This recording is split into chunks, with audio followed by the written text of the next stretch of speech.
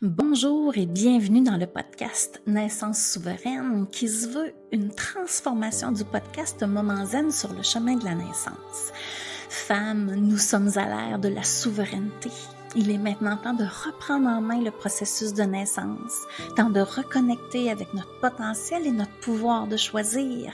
Nos bébés n'attendent que ça pour devenir souverains à leur tour. Il est maintenant temps d'assumer tes réels désirs de naissance avec toute ta capacité à accueillir ce qui est durant ce chemin de naissance. Je suis Geneviève Talbot, co-créatrice de Transformation Essentielle et j'accompagne les femmes à devenir souveraines dans leur choix de naissance. Allô, bienvenue dans cet épisode de podcast où je reçois une invitée aujourd'hui qui est chère à mon cœur, Sonia Soleil. Bienvenue dans Naissance souveraine.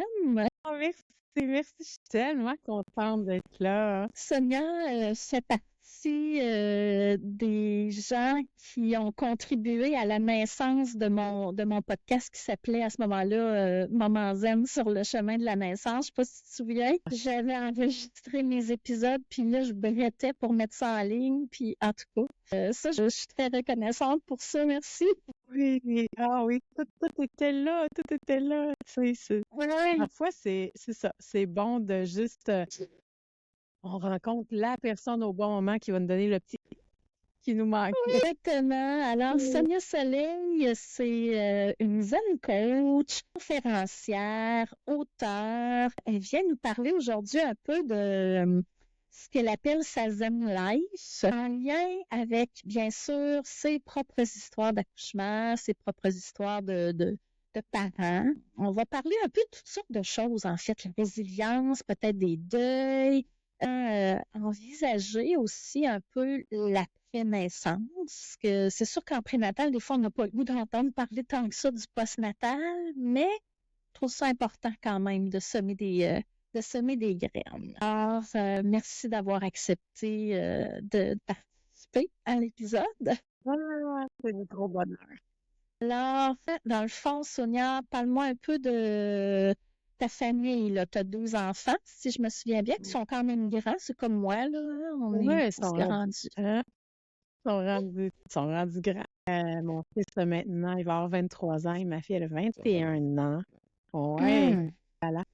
Et j'aime ça quand tu dis, parce qu'on est tellement dans notre grossesse, tout ça, que puis c'est bon de vivre le moment. Puis on pense, puis quand c'est notre premier enfant en plus, on ne sait pas trop à quoi s'attendre non plus. Et j'aime bien, hum. moi, l'idée de visualiser un peu notre, notre vie, comment on a envie de vivre notre maternité, qu'est-ce qu'on a envie de mettre en place, quel genre d'horaire pour déjà, tu sais, euh, pour déjà créer une certaine ouverture, parce que c'est normal que les choses changent. C'est normal d'avoir eu un, deux, même trois enfants. C'est toujours en mouvement. Puis quand je parle Zen Life, ben, c'est d'avoir cette acuité-là pour voir est-ce que la vie à laquelle j'aspire correspond à mes valeurs, correspond avec qui je suis et se laisser grandir à travers les différentes phases de la vie. Puis là, si on recule, il y a 23 ans, presque. Si on retourne il y a 23 ans, là, Raphaël est né un 2 novembre, OK? Le 2 novembre, aurait fallu que je sois assise de même. J'étais énorme! J'étais énorme! Je pensais qu'il y en avait deux, Ah, trois là-dedans. c'est surprenant, hein, l'expansion que ça peut prendre. Oui, puis ben, en fait, la préparation, elle est importante autant, c'est comme là, quand on est enceinte, le après aussi, tu sais. Puis je dis ça parce que moi, quand, tu sais, bon, je lisais des livres, puis je m'informais, puis tout ça, c'est sûr qu'il n'y avait pas autant de podcasts, tu sais, à l'époque, là, ça faisait pas partie de mon univers, ça, puis les médias sociaux. Alors là, je lisais beaucoup de livres, puis tout ce qui était césarienne, ben, je passais par-dessus. C'est comme, oh, c'est pas moi, ça, c'est pas moi. Puis je sais pas pourquoi j'ai fait ça, c'est comme ça m'intéressait même pas. Et là, ben, ça a fini en césarienne. Raphaël est né par césarienne. Et ça a été un méga deuil. Tu sais, tu parlais de deuil. Oui, ça a été un deuil parce que je m'étais pas préparée, parce que j'avais l'impression d'avoir échoué même quelque part. Et là, il est parti rapidement avec son papa, tu sais. Puis moi, tu sais, Ouais. je reste là dans la chambre toute seule. Puis là, je savais même pas s'il était correct, s'il était en vie, s'il était... Tu sais, il y avait une panique qui était là, qui s'installait. Puis moi, je voulais juste le voir, je voulais juste avoir des nouvelles. Puis j'avais l'impression que personne ne me disait rien. Puis j'étais un peu sonnée aussi, là, je pense, par l'effort. Puis bon, tout le Ouais. processus, là. Ça a été une césarienne d'urgence, juste pour Oui, me mettre dans le exact. contexte. Il était en détresse un peu, le bébé, Sa tête, ou... elle passait pas. OK. Tu sais, fait que tout le avant, tu sais, le temps d'arriver à l'hôpital, j'avais perdu les os dans la voiture, j'étais arrivée à l'hôpital, puis tout le travail était super vite jusqu'à la poussée, puis là, la poussée, je poussais, puis il y avait rien qui se passait. Fait que moi, je devenais fatiguée, puis le cœur du bébé aussi, le cœur de Raphaël. Mhm. Donc, OK. oui, ça terminait en césarienne d'urgence. Puis là, je me souviens, l'infirmière m'a dit, ben, quand vous allez pouvoir bouger vos pieds, puis tout ça, ben, vous allez pouvoir partir. Hey, j'avais le mental focusé sur mes orteils. J'étais là, bouge. Parce qu'à l'époque, ça aussi, ça l'a changé. En tout cas, moi, dans ma région, le bébé, quand il va bien après la césarienne, il reste avec la maman à la salle de réveil. Ça, c'est Oh, wow. extraordinaire. Oh, C'est tellement un baume, en général, pour les mères, parce que oui, oui, c'est- pour vrai, là, tu le j'aurais aimé sais, hein? ça. Ça a été un déchirement. Tu sais, ça a été vraiment un déchirement.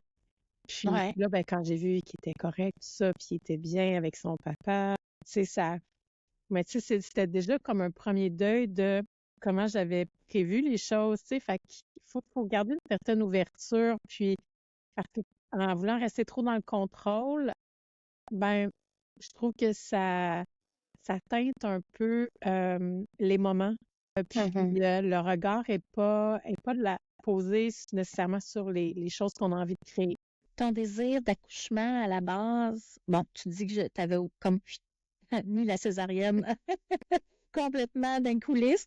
C'était quoi ton désir profond d'expérience de naissance? Accoucher naturellement. Ouais. Accoucher T'étais naturellement. préparée en conséquence de ça, dans Ouais, le fond? ouais, juste ça. Comme pas penser que ça pouvait se passer différemment que ce que tu Non, avais pensé. non. OK. Exact. Puis, je pense que l'expérience se voulait comme ça avec mon Raphaël, parce que l'allaitement aussi, j'ai dû faire le deuil de l'allaitement avec Raphaël. Puis ça n'a pas été facile. Ça n'a pas été facile. Puis en même temps, j'avais, tu sais, puis on revient, j'avais 23 ans, il coupait pas le stopper en dessous de la langue, là. Oui, Tu sais, il le faisait, filet. Mhm. ouais, c'est ça. Fait que Raphaël, il avait faim. Bon, puis ça n'a pas changé. Mais, c'est ça, fait que j'avais les mamelons fendus, puis là, je m'excuse pour celles qui écoutent, mais tu sais, Il sortait pas assez sa langue parce qu'il pouvait pas, son frein de la langue était trop court, si on résume. exact, c'est ça. Mhm. Fait que moi, je pleurais à chaque fois parce que j'avais mal, puis je pleurais parce que c'était pas ce que je voulais, tu sais, puis lui, il avait faim, fait que là, on se met beaucoup de pression, puis parfois, tu sais, il y a une pression qui est là de la société, des gens de notre famille ou du monde, tu sais, les gens veulent faire au mieux aussi, c'est clair, tu sais. Mais il faut aussi s'arrêter et dire, ben, qu'est-ce qui est OK pour moi, puis de quelle façon est-ce que je peux faire les choses avec amour. Et puis là, c'est là qu'une infirmière m'a dit, Sonia, tu sais, vaut mieux donner le biberon avec amour que le sein avec peine et rage. Et ça m'a tellement fait du bien. Puis ça m'a permis de voir, OK, comment je peux voir ça autrement pour être parce que l'union avec le bébé, tu sais, peut se faire de différentes façons. Puis cette Ouais. connexion-là, en voulant allaiter, puis en m'acharnant, parce que c'était de l'acharnement, pour lui, qui clairement, il était pas bien, puis pour moi aussi, ben, c'était pas dans un état d'une création, d'un état de complicité, d'amour. Tu sais, c'était les deux, on était comme pas bien. Fait en Tendu. vraiment en laissant aller ce que je pensais que comment ça devait être, puis juste être à l'écoute de mon bébé et de moi, là, c'était beaucoup plus doux. c'était beaucoup plus zen. Puis c'est comme, OK, comment maintenant est-ce qu'on peut, en étant ensemble, créer quelque chose, créer une relation? Parce qu'on apprend à connaître son bébé, on apprend à se connaître aussi avec ce chapeau-là qui est nouveau. Puis que ce soit un premier, comme je rappelle, ou un deuxième ou un troisième, chaque enfant est différent, chaque grossesse, chaque accouchement aussi. Tu sais, ouais. Puis moi, en prénatal, j'invite souvent les femmes à pratiquer leur respiration. Hein, évidemment, on est prof de yoga toutes les deux, le souffle, c'est important. Ouais. Mais je les invite beaucoup mettons, à l'inspire, je leur dis j'accueille les événements tels qu'ils se présentent. Puis souvent, quand les filles, ça n'a pas tourné comme elles voulaient, bizarrement, je pop dans leur tête, puis elles me disent OK, l'accueil. C'est comme, je peux-tu faire moi, c'est le même que je raisonne ça. Je peux-tu faire quelque chose pour ça? Mettons, je m'en vais en césarienne, tu reviens après, tu peux pas défaire le passé. OK. J'accueille, puis je laisse aller les résistances. C'est les résistances qui sont souffrantes. Vraiment. Puis le souffle, en laissant aller les résistances par l'expiration, par exemple, le corps se détend. Tu sais, il y a vraiment quelque chose qui se passe, c'est qu'elle l'inspire, on accueille, expire, on laisse aller, puis on détend le corps, on laisse aller les résistances, tu sais, qu'elles soient conscientes ou pas.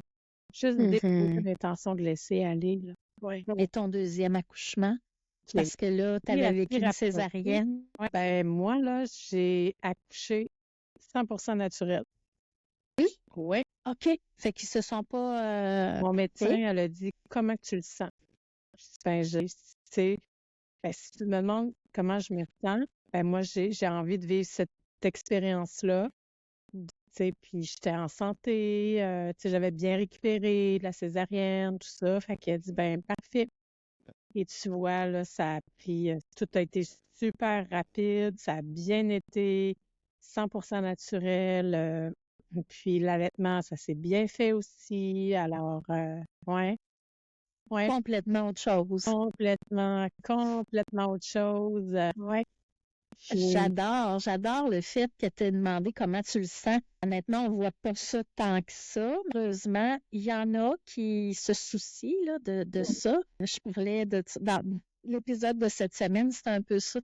Partager ce qui fait oui puis ce qui fait non à son médecin.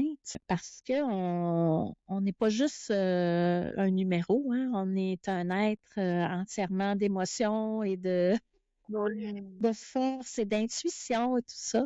Ça vraiment cool. Puis, est-ce que ça l'a créé un peu comme un baume ou une boucle dans tes expériences de naissance, tu sais, par rapport à ton premier accouchement? Je suis heureuse de l'avoir vécu comme ça avec Mégane. Et pour vrai, possiblement que oui, un baume, mais j'avais déjà fait de la paix. Puis, tu sais, je me suis laissée bercer par la relation et leur personnalité aussi, que peu importe ce qu'on croit ou pas, elle est tout le temps comme plus dans l'observation. Il y a puis Mégane dans le dans le go. Fait que, tu sais, l'accouchement, tu sais, a été plus lent avec Raphaël. Tu sais, il y a des choses, tu sais, qui... Puis Mégane, rapide. Fait que, tu sais, en même temps, je m'amuse à... Puis encore aujourd'hui, tu sais, je me permets de les découvrir, puis je m'amuse avec ça. Oui, À faire des liens. à faire des T'as liens. vu? Oui, c'est ça. C'est comme moi, c'est vrai, c'est pas vrai. Moi, je trouve ça drôle, tu sais, puis des fois, je leur en parle. Fait que même comment il était dans mon ventre. Fait que, tu sais, c'est de te laisser l'espace plutôt que de juste vouloir que ça soit parfait, hein? Que ça soit parfait. On voudrait que ça soit dans notre tête, que ce qu'on attend de nous, que, bon, tout ça, c'est juste se laisser le temps de se connaître et se reconnaître comme maman dans notre maternité et de se laisser l'espace pour connaître notre enfant, tu sais, puis de l'observer comme il est, puis de juste vivre l'expérience, être dans l'expérience. Est-ce que, comme tu dis, peu importe ce qu'on croit, mais je veux t'entendre là-dessus, est-ce que tu penses que les enfants choisissent la façon dont ils naissent? C'est une bonne question. question. Je sais pas, je veux pas que ça soit une question piège, mais Non, je ben, sais pas, peut-être que tu as déjà réfléchi à ça. Peut-être pas ben, non. c'est drôle parce que je m'attendais à ce que tu dises que les enfants choisissent leurs parents parce que c'est souvent la question qu'on entend, Oui. tu sais, dans des croyances qui peuvent être là, mais est-ce qu'ils choisissent la façon dont ils vont naître? Et je te dis que pourquoi pas? Pourquoi pas? Que, tu sais, qu'ils sont là. Puis qu'en même temps, c'est une co-création. Possiblement qu'on a peut-être fait un pacte avant, ensemble. Hey, on se revoit, je vais être en tabédienne, puis je vais avoir une... Tu sais, peu importe, on peut s'amuser à se créer des scénarios. Moi, je me dis, Mm. qu'est-ce qui me fait rire puis qui me fait du bien? Ben, c'est de me dire que peut-être qu'on s'est fait un high five puis que je suis arrivée avant puis que, tu sais, ça peu importe, tu sais. Moi, je pense Ouais. que tant que les croyances nous font du bien et qu'on peut s'amuser avec puis créer des scénarios, pourquoi pas? Exactement. Oui, la croyance que les enfants nous choisissent, moi, j'y crois beaucoup parce que de toute façon, je dirais que toutes les personnes qui sont comme, oh, pas vraiment. Là, je leur dis, ouais, quel enfant qui te fait le plus réagir? Tes enfants, ils sont-tu bons pour trouver tes boutons rouges? Ouais, t'as raison. Exact. C'est ça, c'est ça. Puis moi, C'est j'ai bon. cette conviction-là qu'ils choisissent leur naissance aussi. Moi, je l'ai faite consciemment plus à mes 2 derniers. Puis moi, je leur ai demandé vraiment quand j'étais enceinte, tu sais, comment tu veux naître et tout ça. Moi, je suis drôle de même, mais je résiste, hein, des fois, tu me connais. Mais en même temps, tu sais, à ma troisième, ça me disait, ben, tu sais, je vais accoucher sur le dos, puis ça va être comme ça. Puis je voulais pas juste sur le dos. Je voulais essayer d'autres choses. Je suis drôle de même. Ben, c'est quoi? Tu demandes l'avis, puis finalement, moi, non, pas ça. Non, ça fait pas mon affaire, ça, cette affaire-là. Mais c'est quand tu dis contrôle, c'est un peu ça. Puis finalement, j'ai accouché sur le dos, ça fout le bien été, là. Mais mon quatrième aussi, lui, j'y demandais, puis il me répondait toujours la même chose, aie confiance. Écoute, ça a été mon accouchement le plus rapide. Moi, j'ai vraiment cette sensation-là. Comme tu dis, c'est pas scientifique. On peut pas prouver ça, mais moi, j'ai cette conviction-là qu'ils choisissent la façon dont ils vont naître parce qu'ils choisissent aussi qui ils vont avoir comme maman, comme papa ou comme deuxième maman, peu importe. Et qu'est-ce que tu dirais? Parce que tu as quand même nommé quelque chose d'important. Les filles veulent pas faire de plan, OK? Parce qu'ils ont peur d'être obligés de faire un deuil. Ils ont peur d'être déçus. J'en parle souvent dans mes épisodes, mais j'aimerais ça t'entendre. Qu'est-ce que tu en penses? Moi, je pense que faut y aller avec qu'est-ce qui nous rassure le plus. C'est moi, tu sais, j'aime m'inventer différents scénarios. Puis tu sais, ça vient avec plein de beaux, puis plein d'anticipation aussi, tu sais, puis plein de peur. Puis c'est normal parce que c'est nouveau, c'est de l'inconnu. Puis c'est de venir se rassurer à travers nos plans puis nos scénarios. C'est ah, mais d'un coup, ça se passe comme ça. OK, d'un coup, ça se passe comme ça. C'est quoi les comment je peux réagir? Qu'est-ce qui me ferait du bien? Qu'est-ce qui, tu sais, fait que c'est de venir créer un plan puis se permettre de laisser aller le plan. Comprends-tu Oui, ce que je veux dire? Oui, c'est ça. absolument. C'est de ne pas être rigide. C'est comme un peu quand les enfants grandissent puis tu sais, qu'on dit qu'on met un cadre. Hein, ben, le plan, c'est comme un peu mettre un cadre, mais se laisser de la liberté puis de l'espace pour se laisser surprendre par la vie à l'intérieur du cadre. Je te dirais Hum. que en voyant le plan comme ça, je trouve que c'est plus un plan à notre service. Ouais, c'est tellement beau ce que tu dis. Moi, j'appelle ça un plan, pas de plan. C'est comme, hey, j'ai quand même le droit aussi de m'autoriser à rêver, tu sais, m'autoriser à croire que je peux accoucher naturellement, mais il y a des mots-clés dans ce que tu as dit. C'est la rigidité. C'est ça le plan, pas de plan. C'est comme, hey, j'ose rêver, mais je rêve ouvert en pouvant naviguer librement. Très beau tes mots que tu as utilisés.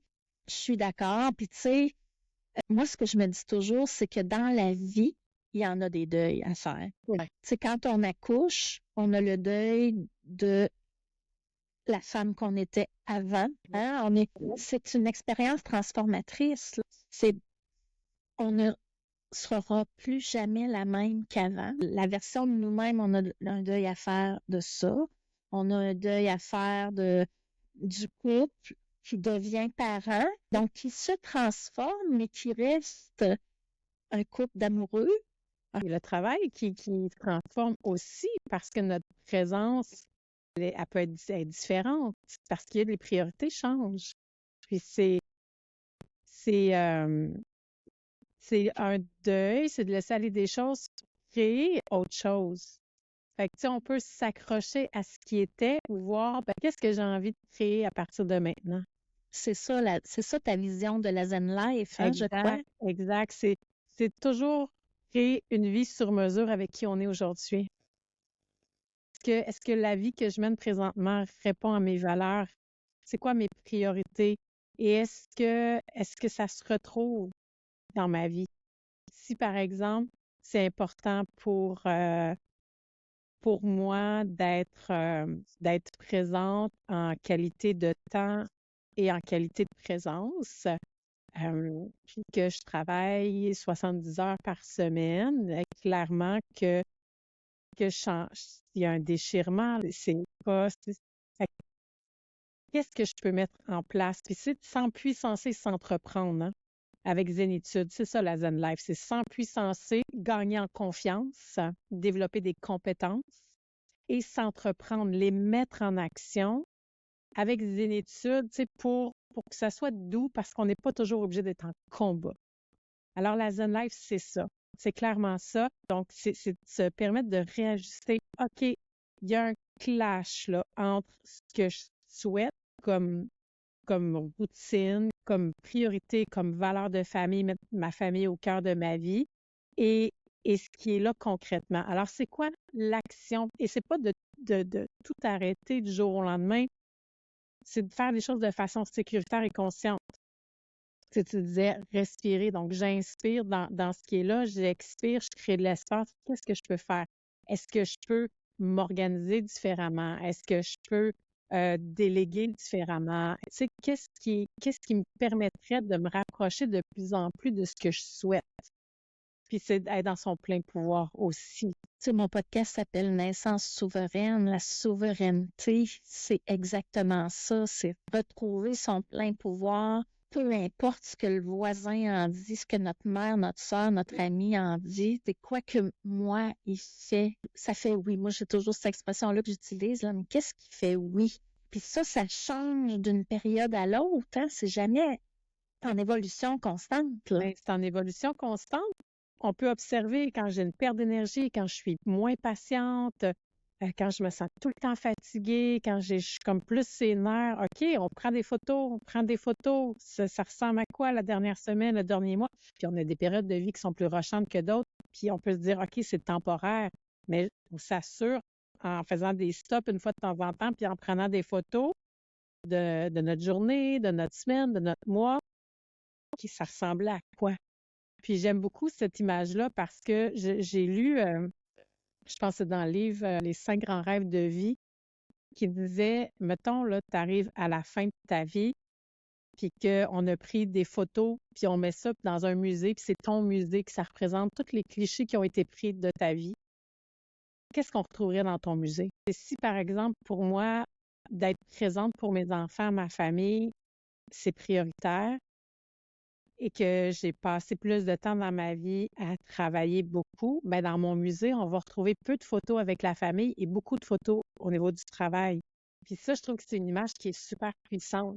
Moi, ça m'a aidé souvent à me réajuster, faire comme, oh, OK, là, présentement, il y a beaucoup de photos, par exemple, avec mes enfants, mais j'ai besoin de les voir parce que me semble que je suis tout le temps frustrée. Tu sais, comme, non, OK, comment est-ce que je peux avoir plus de fun? Fait que moi, je trouve que c'est un exercice on peut le mettre dans à différentes saveurs, qui nous permet de voir justement, OK, c'est ça qu'on retrouverait présentement là, dans mon musée à moi. Là. Est-ce que ça me convient, oui ou non? Et quelle action, qu'est-ce que je peux mettre en place pour que je sois fière de ce qui est présenté, que je sois fière de ce qui est là. C'est vrai que c'est puissant.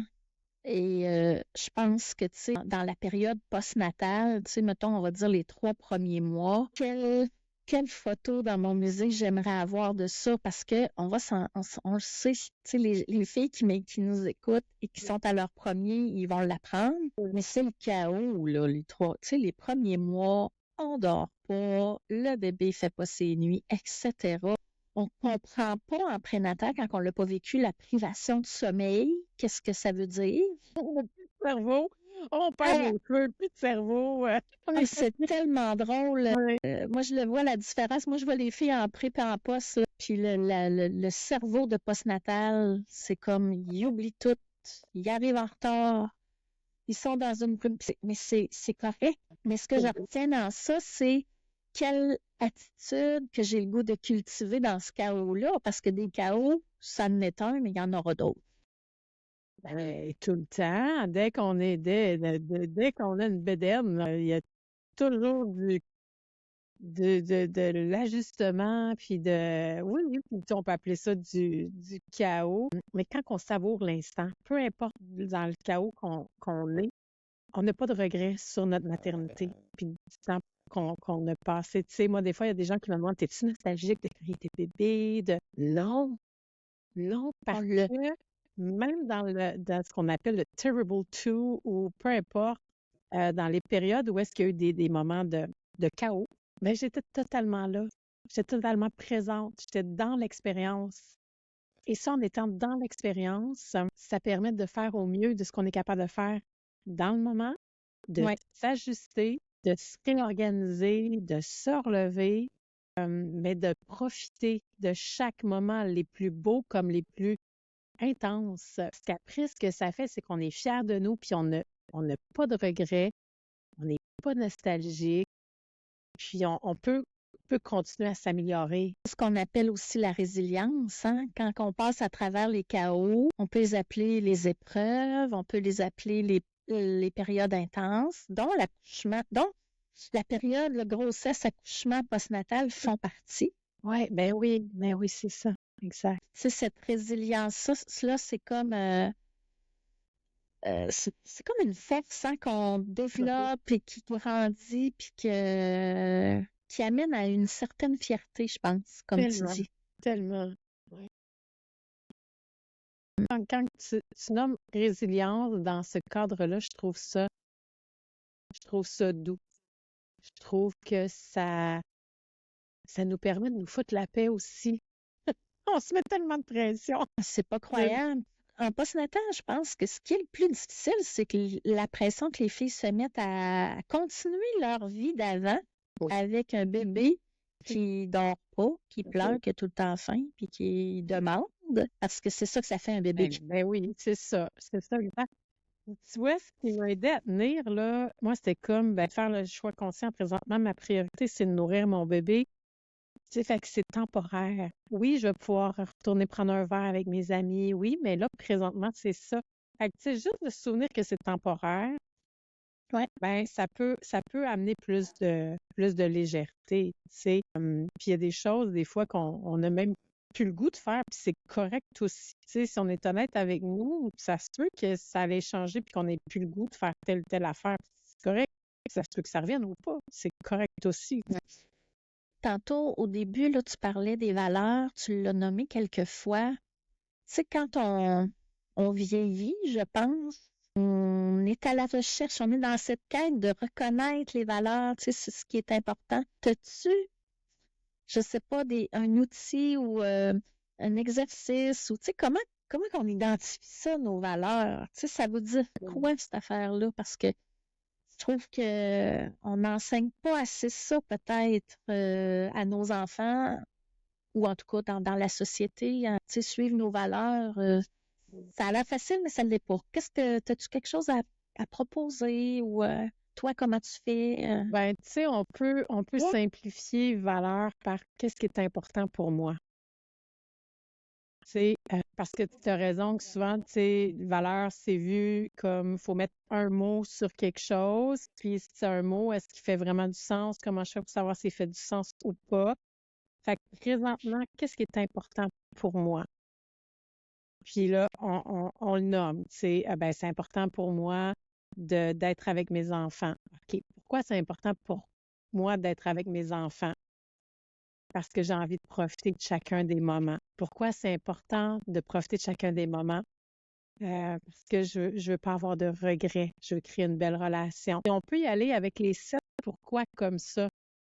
Parce que plus qu'on creuse, plus qu'on descend en profondeur de l'essence de qu'est-ce qui est là.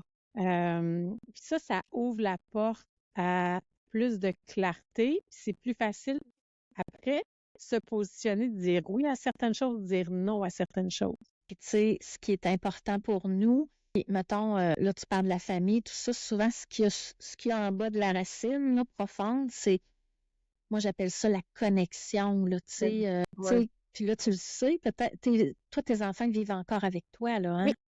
Oui. Moi, j'en ai 2 qui sont partis. J'ai besoin, c'est important pour moi de ressentir cette connexion-là. On peut être 2 semaines sans se parler. C'est pas ça, c'est pas de s'appeler à tous les jours, c'est pas ça. Mais quand on se parle, c'est comme on s'est vu hier. Tu sais, la connexion. Et je pense au postnatal, puis je me dis, tu sais, souvent les filles, il y a une certaine lourdeur. Donc, tu sais, souvent, on peut y aller à l'inverse. Je me dis, c'est lourd, mon quotidien. Tu sais, qu'est-ce que j'ai besoin aussi? Moi, je pense passer par les besoins. Dire, hey, j'ai besoin de légèreté. Puis là, on va, qu'est-ce que tu peux faire? Exactement. Puis, tu sais, ce qui peut être le fun à faire, parce que, tu sais, souvent, dans les premières semaines, premiers mois, après avoir accouché, on est au service de l'horaire de bébé. Très bien dit. Puis des fois, on a un petit peu de temps, que ce soit 15 minutes, une demi-heure, puis on sait même pas justement qu'est-ce qu'on a besoin ou qu'est-ce qu'on a envie de faire pour soi. Fait que ça peut être super le fun de se faire un panier bonheur, là. Puis d'écrire, on peut s'en faire un ou plusieurs, dépendamment, mais tu sais, c'est comme quand on est plus seul ou qu'on a moins de temps, ça peut être, si j'ai 15 minutes, qu'est-ce qui me ferait du bien? De lire, de prendre une douche. Longue. Oui, de faire oui, c'est ça. D'aller prendre une marche, peu importe, tu sais.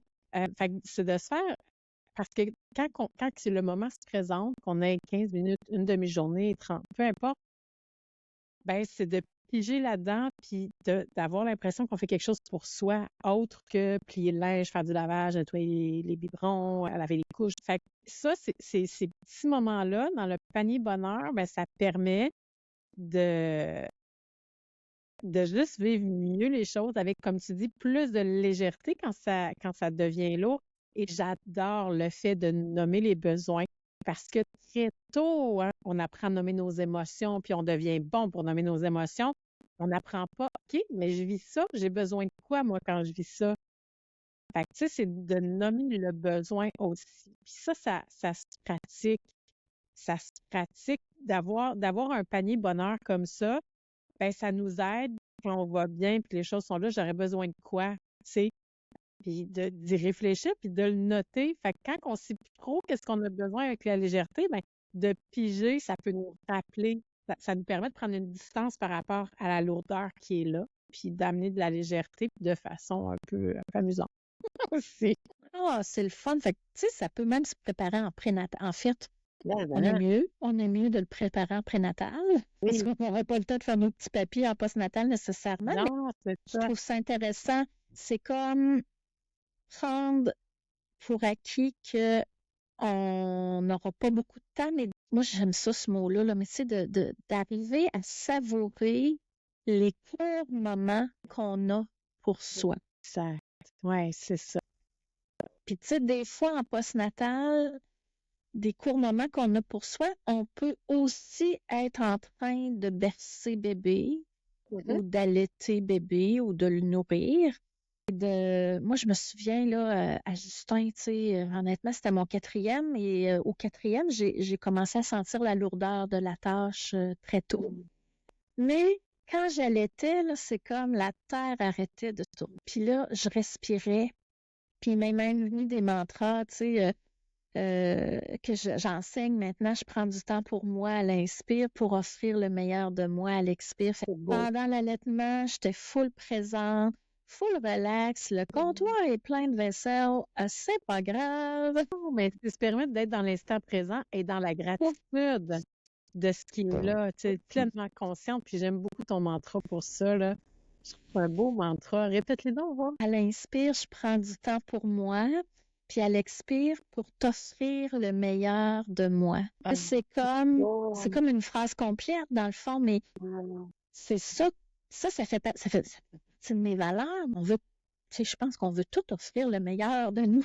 ben oui, Mais pour ça, il faut entretenir notre énergie. Puis, tu sais, là, je n'avais 4, puis j'avais un super de bon bébé. C'est pas ça le point. Il a fait ses nuits tôt, mais ça reste qu'il y a hein, la vie continue avec les autres enfants. Moi, ça me ressourçait ouais. énormément. Tu sais, je fermais la télé, les périodes d'allaitement, assez que je me disais, moi, je trouvais ça hot d'allaiter pour ça, parce que je me disais, Obligé de on se rien faire fout du d'autre. reste. On se fout du reste.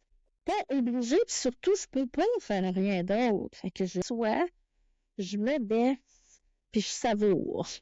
Ah, c'est beau, créer cet espace-là, ouais. Oui, c'est ça. Mais fait que les valeurs, les besoins, c'est un travail de toute la vie parce que ça te change. Ben C'est ça oui, l'histoire. oui. Parce que des fois, on a l'impression que les valeurs, c'est coulé un peu dans le ciment, là. Mais moi, au début, je croyais ça moyen. Tu sais, je me disais, ben, je peux pas changer du tout au tout. Je sais pas si tu as déjà fait l'expérience. Moi, je le fais à chaque fin ou début d'année. Puis, ça change pas d'un bout à l'autre, mais il y a des variantes. Est-ce que Ben oui, c'est sûr, il y a des périodes de vie, hein, il y a des périodes de vie que que le rythme est différent, que, tu sais, comme là, les enfants, tu sais, on sont grands, qu'on a une belle relation, les trois, tout ça, mais c'est clair que l'espace, les priorités sont un peu différentes, tu sais, puis c'est beau parce que ça rend, ça rend la vie magique un peu à quelque part, tu sais, surtout quand on se donne l'espace pour créer du bon pour soi puis autour de soi.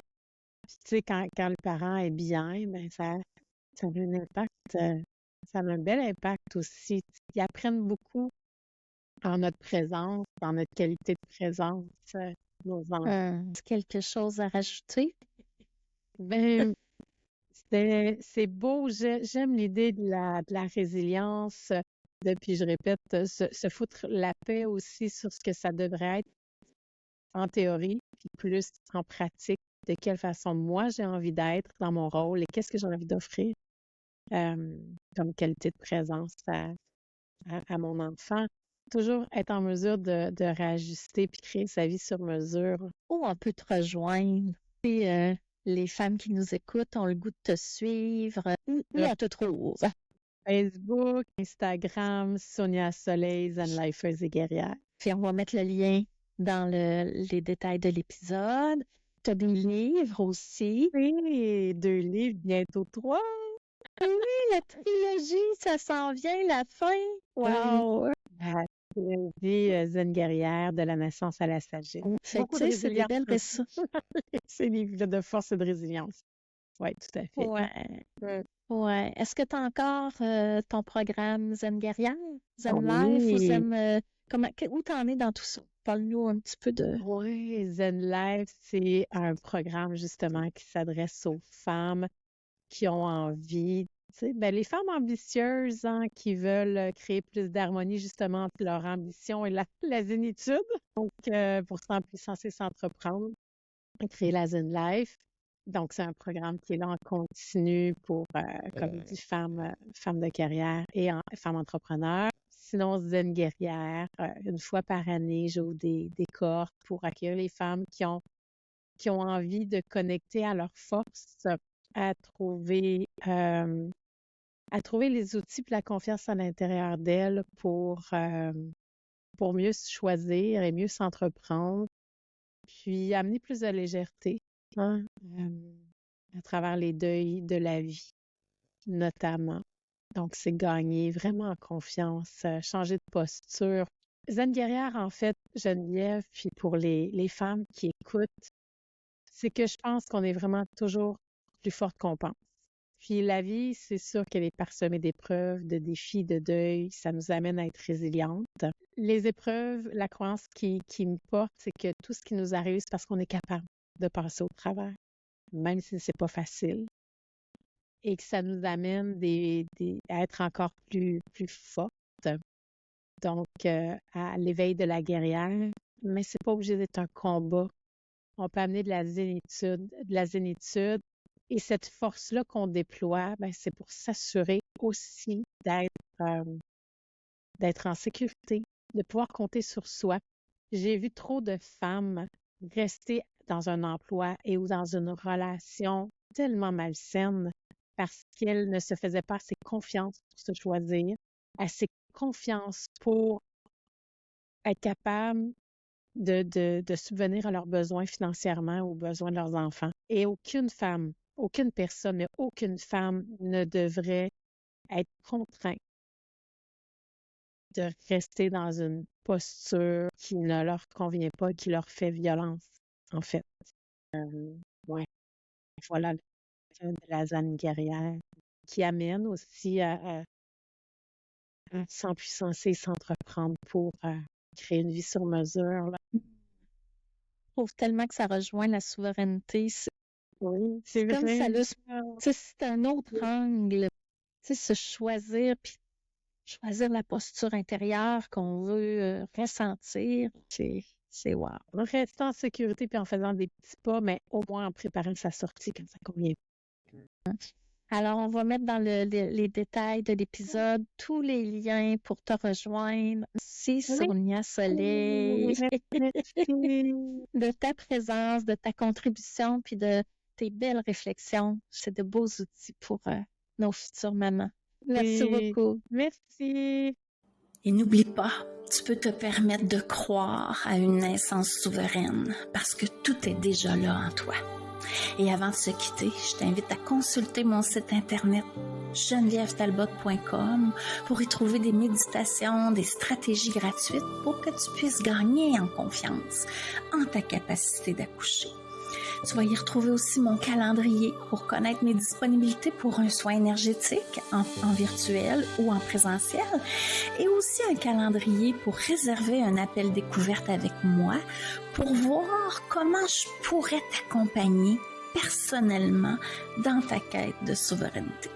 Alors, au plaisir de co-créer avec toi. Je te dis à bientôt. Bye bye.